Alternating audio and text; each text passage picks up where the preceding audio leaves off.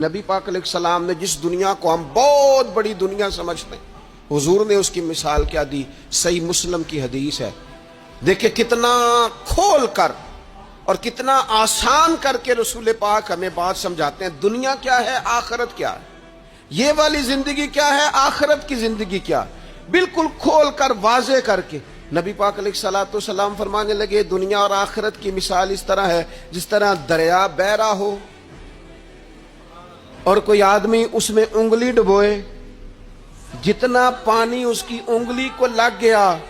یہ دنیا ہے، اور جو باقی ٹھاٹھے مارتا دریا پیچھے ہے، سمندر پیچھے ہے، وہ سارا آخرت ہے۔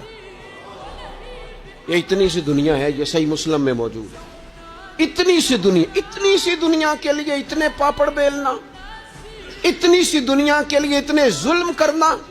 اتنی سی دنیا کے لیے اتنے حق ضائع کرنا، اتنی سی دنیا کے لیے اتنے لوگوں کے دل توڑنا،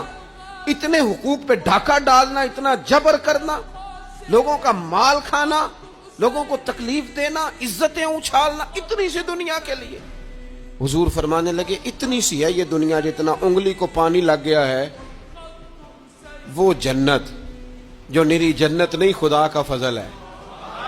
جو اللہ کی عطا ہے اپنے بندوں کے لیے۔ میرے کریم فرمانے لگے اس جنت میں وہ نعمتیں ہیں نہ کسی آنکھ نے دیکھی، نہ کسی کان نے سنی، نہ تمہارے دل پر کبھی خیال ہی گزرا ہوگا کہ ہمارا رب ہمیں یہ عطا فرمانے والا ہے۔